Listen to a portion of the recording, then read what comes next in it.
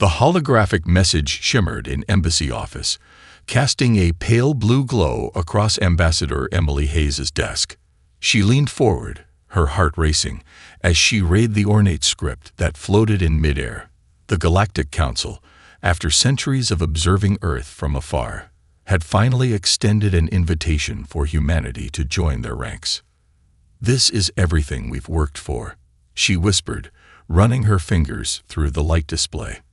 The message sparkled and rippled at her touch, an elegant demonstration of technology far beyond Earth's current capabilities.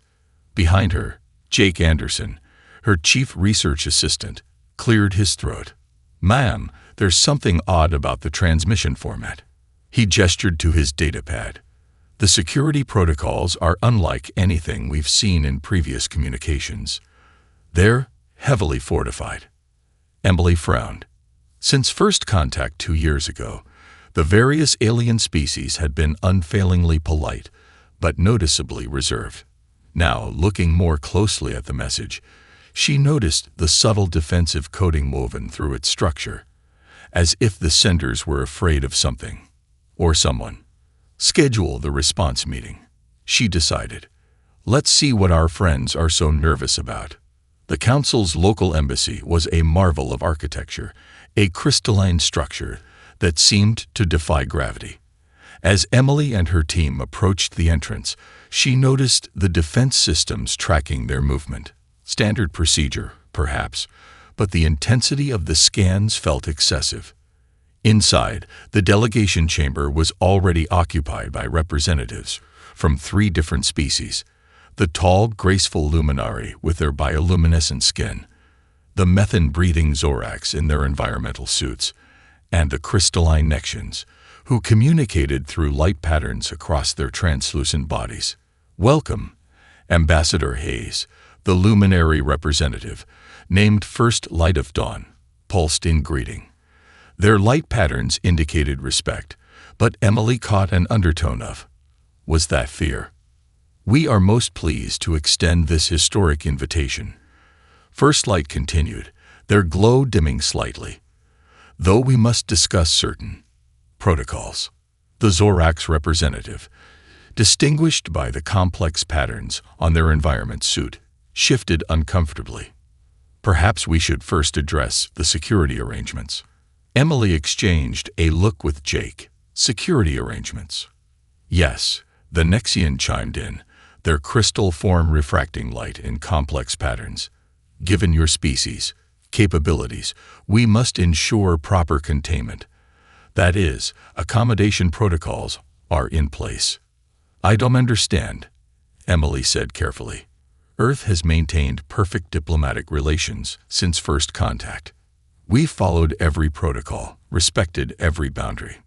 The 3 representatives shared a look that Emily couldn't quite interpret. First Light's skin pulsed with patterns that the translator struggled to process. Of course," the luminary said quickly. "We simply wish to ensure everyone's comfort and safety. Your species is remarkably adaptable." As the meeting continued, Emily noticed how the other representatives maintained a precise distance from her team. When Jake accidentally moved too quickly to check his datapad, the Zorax representative flinched visibly. The final straw came as they were leaving.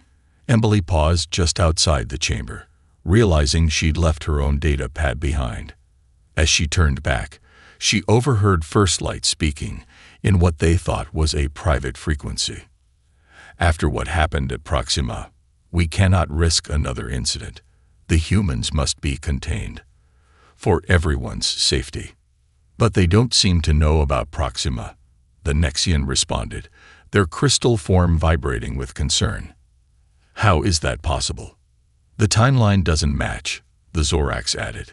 Unless they were already capable of interstellar combat before we made official contact." Emily stepped away quietly, her mind racing. What had happened at Proxima? And why did these advanced species, with their incredible technology and ancient civilizations, seem so terrified of humanity? As she rejoined her team, she caught Jake's questioning look. "We have some research to do," she said quietly. "Something happened at Proxima Centauri, and I have a feeling it's the key to understanding why the Council really invited us to join." The human delegation's quarters in the Council station resembled a military bunker more than diplomatic housing. Emily Hayes stood at the reinforced window, staring at the force field shimmer that separated their section from the rest of the station. Behind her, Jake Anderson was methodically scanning their rooms with detection equipment. "Found another one," he called out, his device beeping near a corner. "That makes 17 different monitoring systems, 3 types of force field generators, and what I'm pretty sure is a neural suppression grid." He looked up at Emily. "They're either really worried about protecting us, or protecting everyone else from us," Emily finished. She pressed her hand against the window. The material was at least a foot thick, significantly more substantial than the windows she'd seen in other diplomatic quarters. A soft chime announced a visitor. The door's security system ran through an elaborate sequence before admitting first light of dawn. Their bioluminescent form dimmed to what Emily had learned was a respectful glow. "Is everything to your satisfaction, Ambassador Hayes?" the luminary asked, their light patterns suggesting anxiety. Emily gestured around the room. "The accommodations are impressive, though I can't help but notice they're rather different from the other diplomatic quarters we passed." First Light's glow flickered in what might have been embarrassment. "We merely wish to ensure your comfort. The environmental controls here can replicate Earth's unique conditions." "Unique?" Jake asked, looking up from his scanner. "Your gravity, atmospheric pressure, the levels of background radiation." First Light's voice trailed off. "Most species would find such conditions rather challenging." Emily exchanged a look with Jake. Earth had always seemed perfectly normal to them. What was so special about their homeworld's conditions? After First Light left, Jake pulled up his research terminal. "Ambassador, I've been digging through the public archives, and something's not adding up. Look at this." He projected a series of documents into the air. "These are historical records from various species. They all reference humanity, but some of these records date back 50 years. That's decades before our official first contact." Emily leaned in, reading the alien text. "This one mentions a warrior species from the Death World. Another talks about the Hunters of Sol. They're talking about us, but how did they even know we existed?" Jake pulled up another document, this one heavily redacted. "It gets stranger. I found this in a subsection about military encounters. It mentions something called the Proxima Incident, but most of the details are classified at the highest level. Can you break through the classification?" Jake shook his head. "Not without help." But he smiled. "I did make friends with one of the Nexian archivists. They seem more willing to talk than the others, especially when discussing historical data." Emily nodded. "Set up a meeting." Quietly. She turned back to the window, watching the regular patrol of security drones outside their quarter. "We need to understand why we're being treated like this. The Council invited us to join, but they're acting like we're a threat." "Maybe we are," Jake said softly. "At least from their perspective. Did you notice how the environmental suits the maintenance crew wear around us are rated for combat zones?" Before Emily could respond, an alert flashed on their communication panel. The Council had scheduled their first official integration meeting for the following day. The message came with an extensive list of security protocols and behavioral restrictions. "Look at this," Emily said, reading through the requirements. "No sudden movements. No direct physical contact. Mandatory distance minimums." She frowned. "They're treating us like dangerous animals." Jake was still scrolling through his data. "Ambassador, I just found something else. According to these records, we're not the first Earth delegation to visit this station." Emily turned sharply. "What?" "There's a reference to a human group that was here 50 years ago. right around the time of the Proxima incident. He looked up, his expression troubled. But according to our records, humanity hadn't even reached Mars back then. Emily stared out at the force field again, watching its colors ripple. "We need answers," she said finally, "and I have a feeling we're not going to like what we find." The Nexian archivist's crystal form glowed with a dim blue light as they met in the station's restricted archives. Rows of data crystals stretched into the darkness, each containing millennia of galactic history. Emily and Jake had managed to arrange this secret meeting through a series of careful negotiations and implied favors. "What you ask for is highly classified." The archivist's light patterns flickered nervously. "The Council sealed these records after the incident." "We need to know," Emily said softly. "How can we join the Council if we don't understand why everyone fears us?" The archivist's crystal structure resonated with what might have been a sigh. They reached out and touched a nearby data crystal, which projected a holographic scene into the air. 50 years ago, they began. A group known as the Crimson Cartel discovered your star system. They were pirates, outlaws who preyed on unprotected research stations and colonies. The hologram showed a massive ship approaching a small station orbiting a red dwarf star, Proxima Centauri. They found what they thought was an primitive outpost, using simple radio signals and chemical rockets. They expected an easy raid. The archivist's light patterns shifted to a darker hue. They were wrong. The hologram changed, showing the pirates' boarding attempt.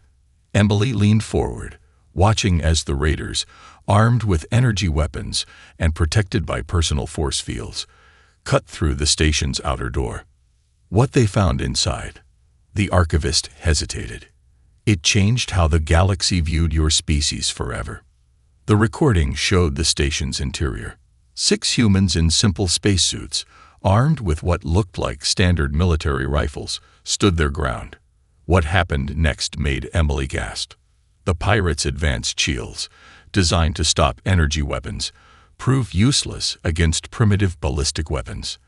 The humans moved with what must have seemed like terrifying speed to the alien raiders, their movements precise and lethal. "Your people fought in ways we had never seen," the archivist continued.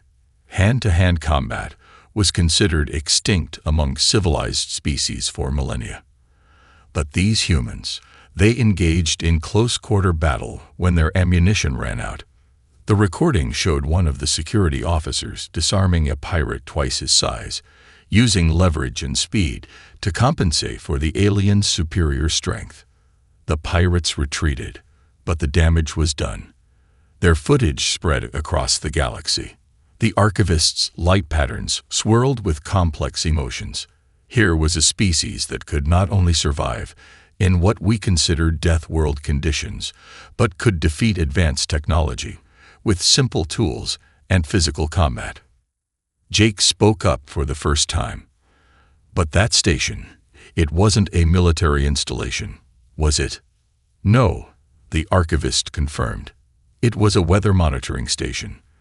Those warriors who defeated the pirates were simply security officers protecting scientists." Emily watched as the hologram showed the aftermath. The pirates fleeing, their advanced ship damaged by nothing more than well-placed kinetic weapons.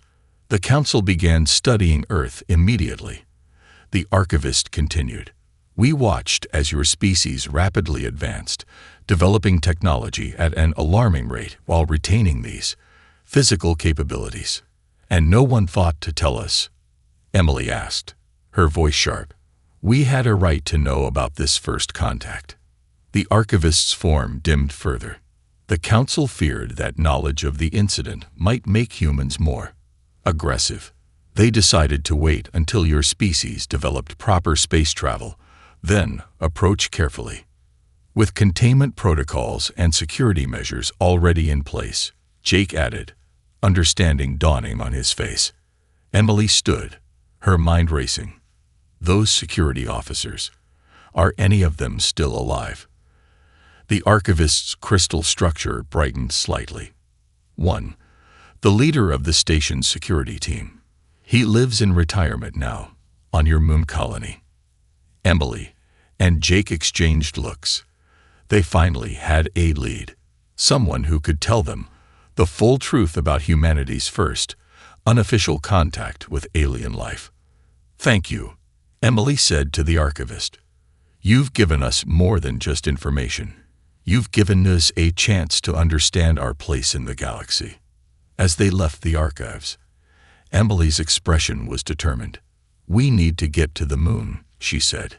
"It's time we heard the real story of the Proxima incident from someone who was actually there." The lunar colony's retirement district gleamed under the stars, its transparent domes offering spectacular views of both Earth and the endless expanse of space. Emily and Jake stood before a modest habitat unit, looking at the nameplate. "Commander James Morrison, retired." "Ready?" Emily asked, her hand hovering over the call panel. Before Jake could answer, the door slid open. A man in his 80s stood there, his back still straight despite his age, eyes sharp and alert. "I've been expecting you," he said, his voice steady. "The Council's archives aren't as secure as they think." Inside Morrison's home, holographic displays showed various news feeds from across the galaxy. He'd been keeping track of their investigation. "So," he said, settling into a chair, "you've finally learned about our little skirmish at Proxima." He smiled slightly. "Though from what I hear, it's become quite the legend out there." Jake pulled out his datapad. "The footage we saw in the archives is nothing compared to what actually spread through the underground networks," Morrison interrupted. He gestured, and a hologram appeared in the center of the room. "This is what the galaxy really saw." The image showed multiple versions of the Proxima incident, each more embellished than the last. In some, the humans were portrayed as towering giants. In others, they appeared to shrug off energy weapon hits like minor inconveniences. "The pirates' footage went viral, as you'd say in old terms," Morrison explained. "Each species added their own interpretation. The luminary focused on our speed, claiming we moved faster than their light-based nervous systems could process. The Zoracs were terrified by our ability to function in what they considered toxic atmosphere levels." Emily watched the various recordings with growing understanding. "They built us up into some kind of superhuman species." Morrison nodded. "The truth was much simpler. We were just 6 security officers protecting our scientists. Standard training, standard equipment. But context is everything." He leaned forward. "Did you know that most Council species evolved on worlds with 1/3 Earth's gravity? That their atmospheres were far less dense. So when they saw humans moving and fighting," Jake started. "We looked like unstoppable warriors," Morrison finished. "Our basic capabilities seemed extraordinary to them. And then, there were the weapons." He brought up another hologram, showing the rifle he'd used that day. Simple ballistic technology. But to species that had evolved past physical projectiles millions of years ago, it was both primitive and terrifying. Their shields were designed to stop energy weapons, not solid rounds. "The Council started monitoring us after that?" Emily asked. Morrison's expression hardened. "They did more than monitor. They quarantined our entire system. Any ship that approached Earth was intercepted. They wanted to study us, understand how we could be both primitive and so effective in combat." New images appeared. Disguised observation satellites, stealth ships at the edge of the solar system, even hidden bases on Mars. "But the stories kept spreading," Morrison continued. Underground networks shared tales of the Death World warriors who could break bones with their bare hands. Some species started requesting human security forces for their more dangerous operations, operating through back channels. And the Council couldn't control the narrative, Jake said, understanding dawning on his face. "Exactly.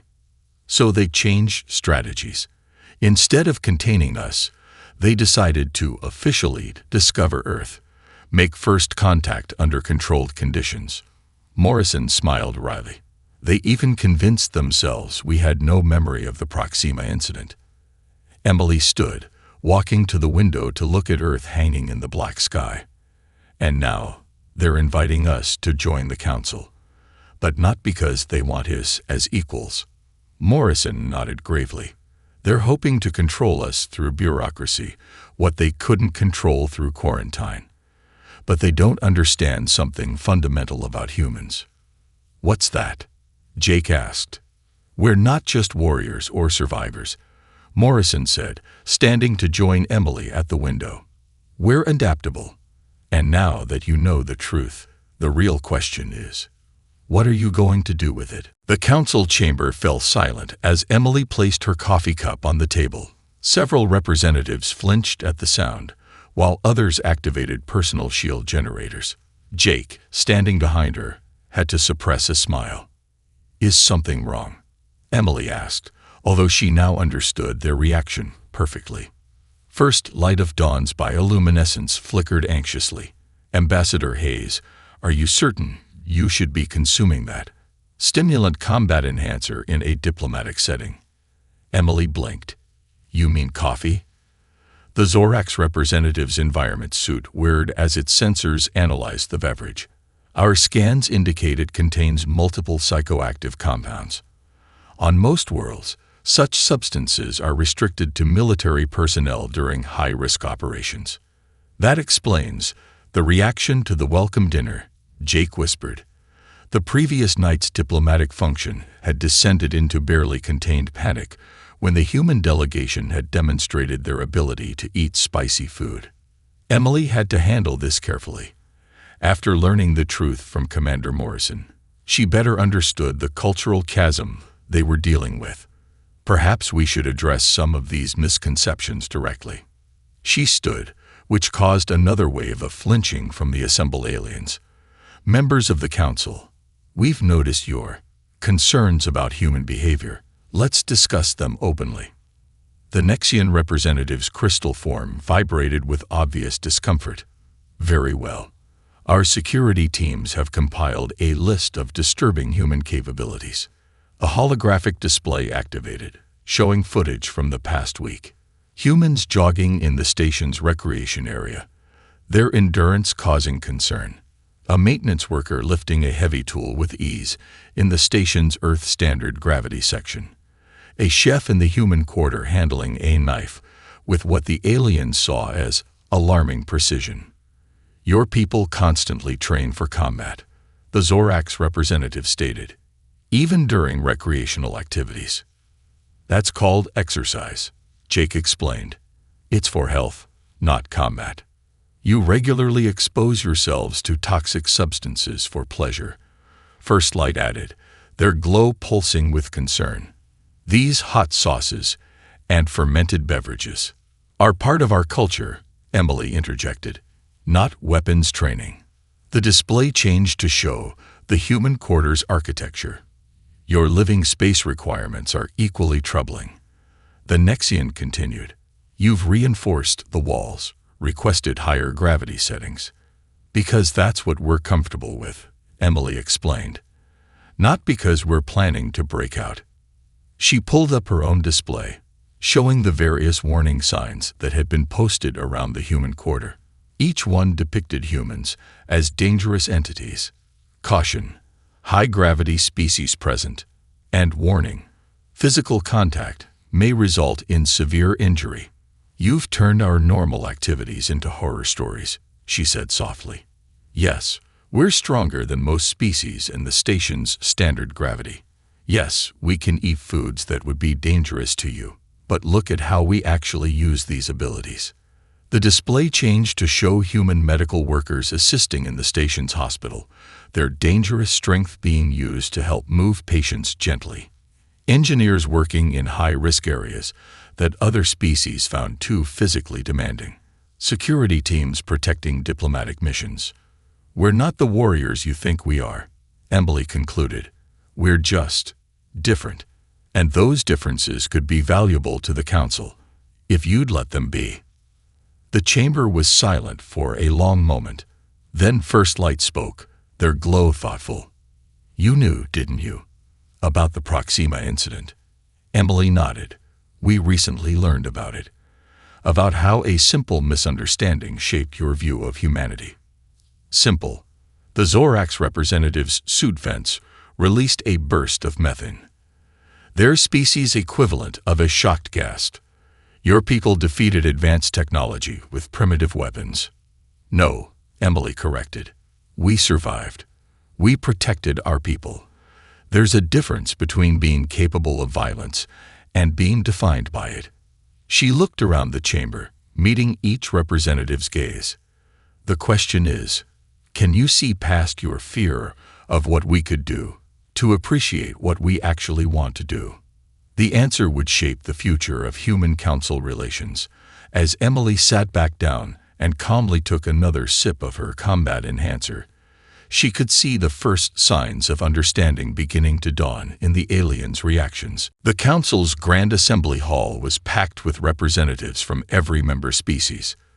Commander James Morrison, now standing at the podium despite his age, commanded their complete attention. Emily and Jake watched from their designated section, knowing this moment would either bridge the gap between species or widen it forever.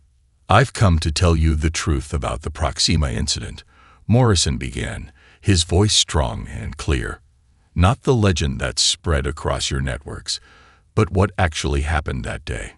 The holographic display behind him activated, showing the Proxima weather station as it had been 50 years ago. We weren't an elite military unit. We weren't super soldiers. We were 6 regular security officers protecting a weather station and its research staff. Murmurs rippled through the alien audience. The luminary representatives glow-pulsed with disbelief. But the combat footage. Morrison smiled. "Let me show you something that didn't make it into those popular videos." He gestured, and the display changed to show the station's interior before the attack. It revealed security officers playing cards, helping scientists with equipment, and going about routine tasks. "We were normal people doing a normal job," Morrison continued. "When the pirates attacked, we weren't executing some master combat strategy. We were scared. We were desperately trying to protect our people with the tools we had." The display showed new footage, previously unseen. The security team scrambling to position, scientists being rushed to safe rooms, the chaos and fear evident in everyone's movements. "You see us using ballistic weapons and think it was a tactical choice," Morrison said. "The truth. That's just what we had. Our guns weren't special. They were standard issue for low-orbit security at the time. We had no idea they'd pierce energy shields because we'd never even seen energy shields before." He pulled up side-by-side comparisons of the original footage and the mythologized versions that had spread across the galaxy. "Your stories say we moved with incredible speed. The truth is, we were running on adrenaline, powered by fear and desperation. When the ammo ran out and we engaged in hand-to-hand combat, it wasn't because we were master warriors. It was because we had no other choice." The assembly hall was silent now, every species focused intently on Morrison's words. "You've built us up into something we're not," he said softly. "Yes, humans are strong in your standard gravity. Yes, we can endure conditions that would be harsh for your species. But that's not because we're superior. It's just how we evolved. Just like your species, each have their own unique abilities."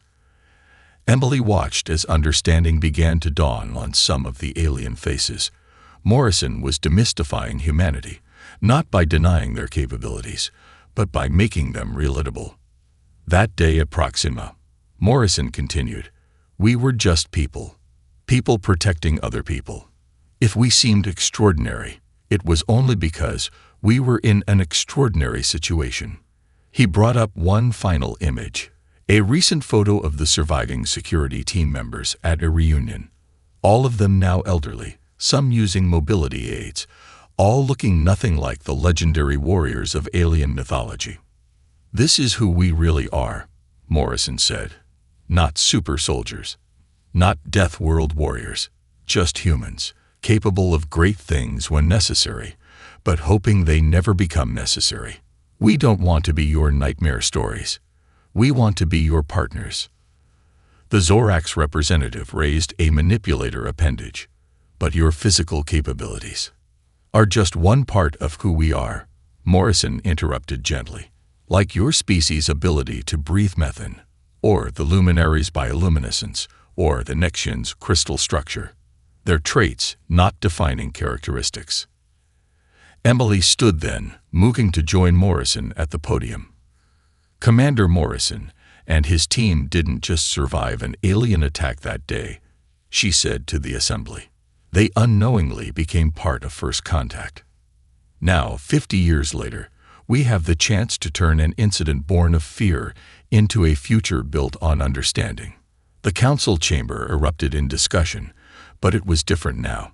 The fear was being replaced by curiosity, the mythology giving way to reality. The emergency alert blared through the council station's corridors. A cargo ship had suffered a catastrophic engine failure, its reactor core going critical. The vessel was drifting toward the station's residential ring, its crew trapped inside rapidly failing containment fields. Emily stood before the council's emergency session, her expression determined. Let us help. Out of the question. The Zorax representative's environment suit vented stress particles. The radiation levels are within human tolerance range, she interrupted. Our emergency response teams are already suited up. First light of dawn's glow flickered anxiously. Ambassador Hayes, the ship's artificial gravity is failing. The pressure differentials alone are exactly why you need us, Jake added from his position at the data terminal. Your species can't function in those conditions. We can. The display showed the cargo ship's deteriorating status. Traditional rescue methods would take too long. The crew had minutes, not hours. Emily's voice cut through the debate. You've spent 50 years seeing our physical capabilities as a threat.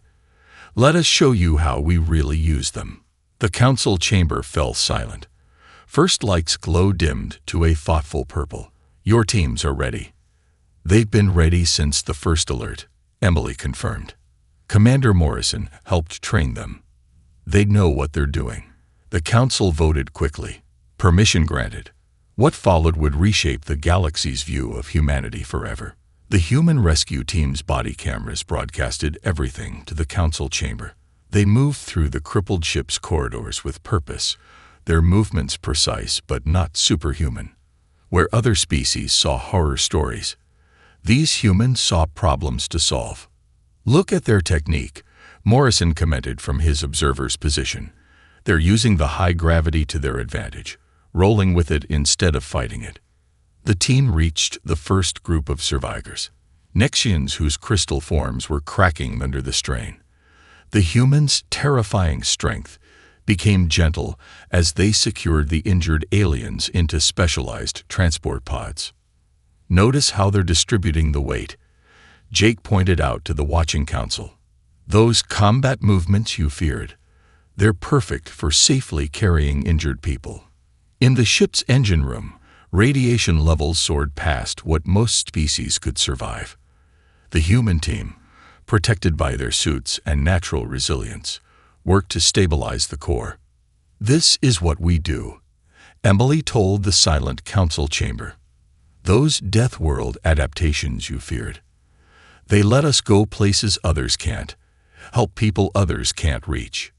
Hour after hour, the rescue operation continued. The humans showed no sign of stopping, even as the ship's conditions worsened. They located and rescued every crew member, their endurance not a sign of military training, but of the simple human refusal to give up while others needed help. When it was over, when the last survivor was safe and the ship's core finally stabilized, the council chamber erupted in a very different kind of response than fear. The Zorax representative's suit released pleased pheromones. The Nexians' crystal forms chimed with approval. First Light's glow had shifted to a warm, welcoming gold. Perhaps, First Light said carefully, We have been looking at humans through the wrong lens all these years. Emily nodded. What you saw at Proxima wasn't unique. Those security officers weren't special because they could fight. They were special because they chose to protect others, no matter the cost. That's who we are. The emergency response team returned to the station, tired but successful. They asked no recognition, sought no rewards. To them, it was simply what needed to be done. Your people are still dangerous, the Zorax representative noted, but the fear was gone from their voice. But perhaps that is not always a bad thing. We are what we choose to be, Emily replied. And we choose to use whatever strengths we have to help others. She looked around the chamber. That's the real story of humanity. Not the legend of Proxima, but the reality of today. The council members looked at each other, then at the rescued crew members being treated in the medical bay. The human's reputation was changing, not through words or treaties, but through actions. The council chamber had changed. Where once force fields had separated the human delegation from others, now the barriers were gone. Emily stood before the assembled representatives, looking at faces that no longer showed fear, but respect. The vote is unanimous. First Light of Dawn announced, their bioluminescence radiating warm colors. Earth is hereby granted full membership in the Galactic Council, with a special designation. The holographic displays activated, showing the new classification that would define humanity's role in the galaxy, guardian species. In recognition of your people's unique capabilities, the Zorax representative explained, their environment suit decorated with new markings of honor, and more importantly, how you choose to use them. Jake, standing beside Emily, pulled up the data on his pad. Already, requests were flooding in from across the galaxy. Colonies seeking human emergency response teams, research stations asking for security advisors, medical centers requesting human staff for their recovery wards. Quite a change from the containment protocols, Commander Morrison observed from his place of honor. The old veteran smiled, seeing his long-ago actions finally understood in their true context. Emily addressed the council. 50 years ago, a misunderstanding at Proxima created a legend. You saw warriors where there were only protectors. You saw threats where there were only people doing their best to help others. The display changed, showing images from the recent rescue operation alongside historical footage from Proxima. The same strength that once made you fear us is now something we can use together. The same adaptability that made us seem alien can help us bridge our differences. First Light moved forward.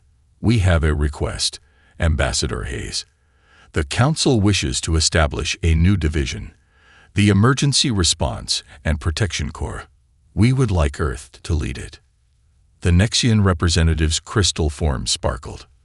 Your people can survive conditions that would kill most species. More importantly, you choose to use that ability to save lives. The pirates at Proxima saw your weapons, the Zorax added, but we finally see your hearts. Emily looked at Jake, then at Morrison. Both nodded. Earth would be honored, she said, but on one condition. The chamber quieted, waiting. We don't want to lead alone, she continued. Every species has its own strengths, its own unique abilities. Let's build something together, combining all our capabilities. She gestured, and the display showed a new organizational structure. Humans working alongside Luminary, using their bioluminescence for navigation in dark space. Zorax engineers, their methane-based biology, perfect for handling certain types of emergencies. Nexians, their crystal forms resistant to types of radiation that even humans couldn't handle. This is what we've been training for, Morrison said, standing despite his age. Not to be warriors, but to be partners. Not to stand above, but to stand together. The council chamber erupted in approval. Species that had once feared human physical capabilities now saw them as a gift to be shared. The legend of the Death World warriors was being replaced by something far more powerful, the reality of what different species could achieve together. And so, First Light's glow pulsed with joy. A new chapter begins, not just for Earth, but for all of us. Emily signed the membership documents, making it official. As she did, she noticed something that made her smile. The security drones that had once constantly monitored the human delegation were gone, replaced by open space and trust. "Quite a journey," Jake said quietly. "From being seen as monsters to being asked to help protect the galaxy." "We haven't changed," Emily replied, watching the various species mingling freely. "We're the same as we were at Proxima, the same as we've always been. The only difference is now they see us for who we really are." The stars shone through the chamber's transparent dome, a reminder of the vast galaxy that awaited. Humanity had found its place among the stars, not through conquest or fear, but through understanding and compassion. The legend of Proxima would live on, but now, as a beginning rather than a warning. A story not of fear, but of hope. A tale not of warriors, but of guardians, standing ready to help whatever the challenge, wherever the need. Together,